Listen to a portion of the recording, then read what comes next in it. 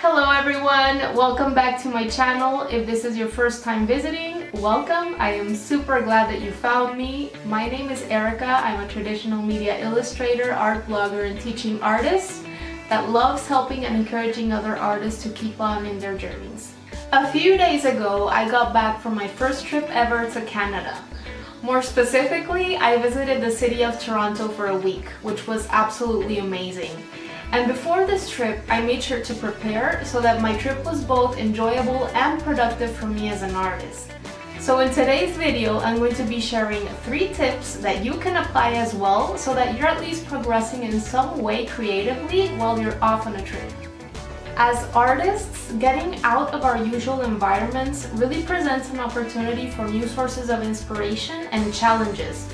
So by doing just a little bit of investigation and preparation before your trip, you can ensure that you're taking full advantage of the city or wherever it is you're going to, making sure that you visit all the places that you would be very inspired by, and also you have an opportunity to meet people that you could learn from. So next, I'm going to be sharing with you what exactly I did to prepare for my trip, the supplies that I took with me, how I managed to stay creative and inspired during my trip, and also how I managed to meet some very cool people that I learned a lot from.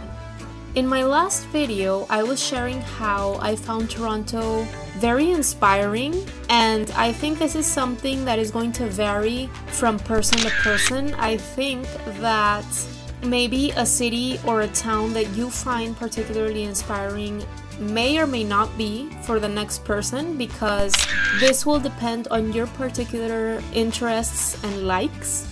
I think that if we're lucky enough to travel, at some point or another, we are able to experience this perfect storm that happens when our personal likes and areas of interests are present within that specific city, and we're able to get extremely inspired. For me, the amazing mishmash of cultures present in Toronto, as well as the beautiful Victorian architecture that can be admired throughout the city, the immense amount of art galleries and studios, the amazing museums, the vintage shops, the music stores, everything just inspired me so much. But let's get into the 3 things that I did in order to ensure that I enjoyed my trip, but also that I took advantage of the inspiration that I found in the place to move forward creatively. Okay, so to begin, I put some thought into the art supplies and the different things that I wanted to make sure to take with me on the trip.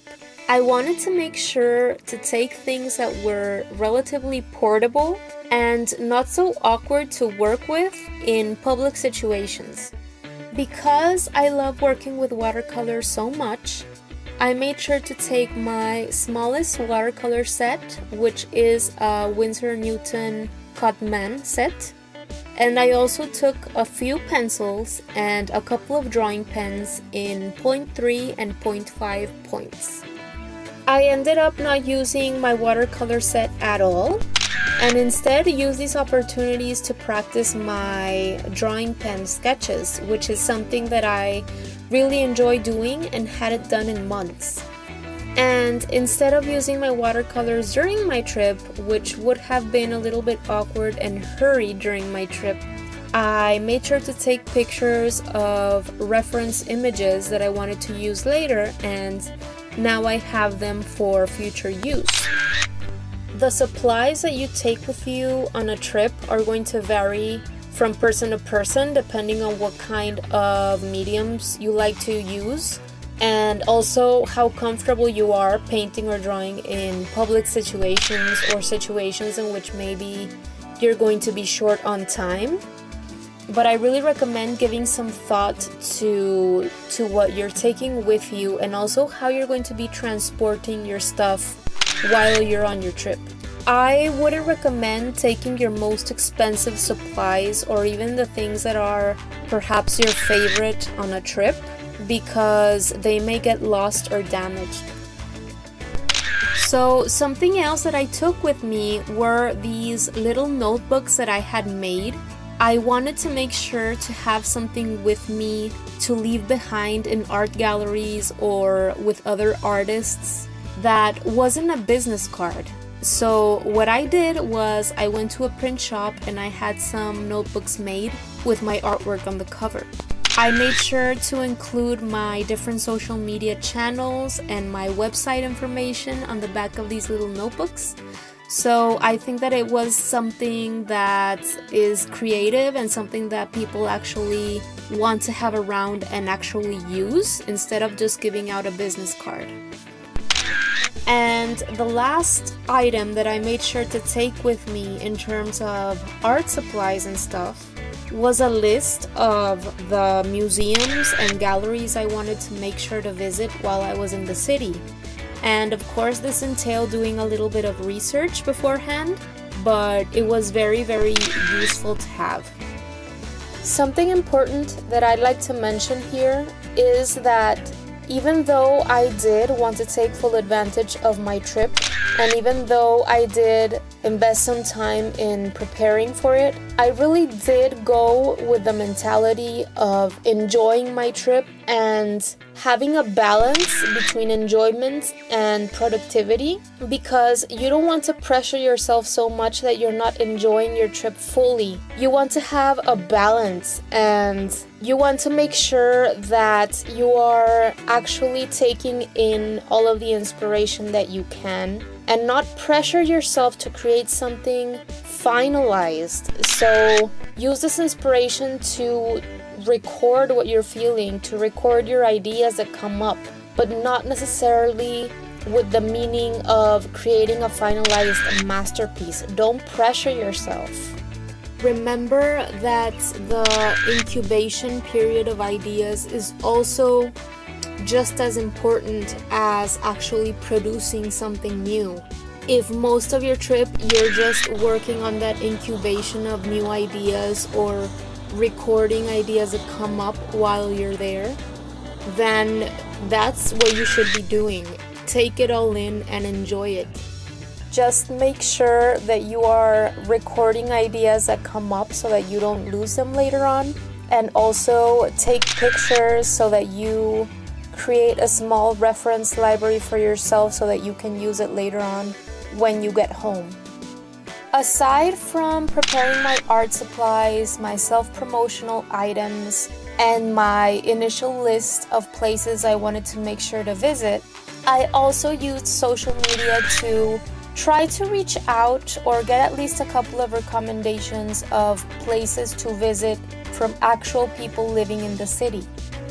This was the very first time that I actually did anything like this, and I didn't really know if it was going to work.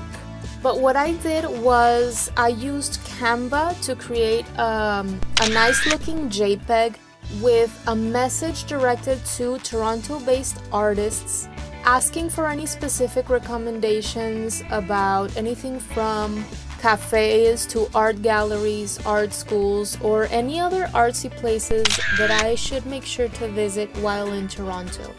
And then what I did with this JPEG was post it on both Twitter and Instagram with appropriate hashtags.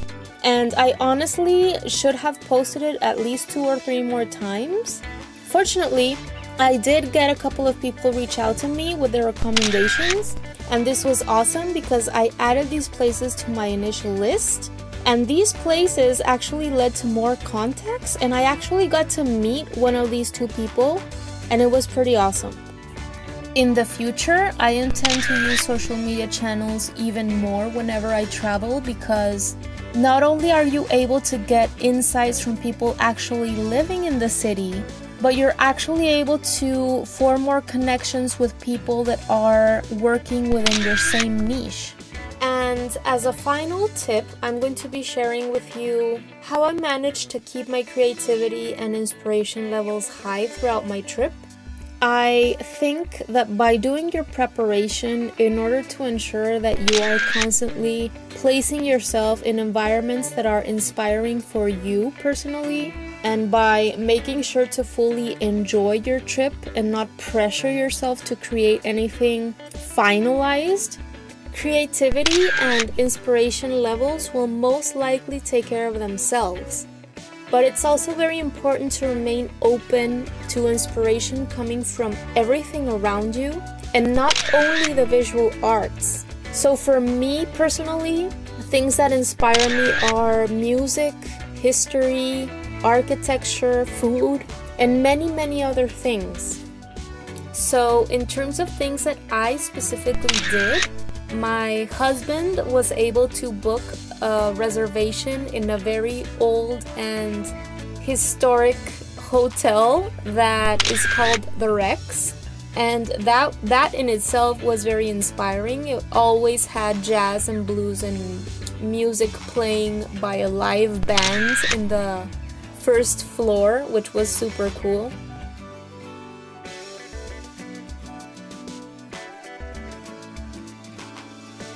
We also primarily walked around, which enabled us to stop and enter shops or cafes whenever we saw something interesting, and also allowed me to take pictures whenever I wanted to. I made sure to take a good sized bag with me, to take my sketchbook, pencils, and drawing pens with me wherever I went. But as I mentioned before, I didn't necessarily force myself to draw everywhere that I went to. My husband was nice enough to go with me to museums and galleries and walk into shops as well, which all were super inspiring for me and triggered a lot of ideas in me for new things that I want to do. And we also made time to chat with different artists and art gallery owners if we were able to, and I found this incredibly rewarding. I'm going to make sure to leave all of the links to the main galleries and shops and also websites of the artists that I met down below in the description box, so make sure to check them out. And I'm also going to make sure to leave you the list of the specific supplies that I took with me. And finally, I am also going to make sure to leave a link that will lead you to the blog post over at my website that is directly related to this video. Alright my friends, that's it for today, and this trip meant so much to me. It was amazing to be able to share it with you all here.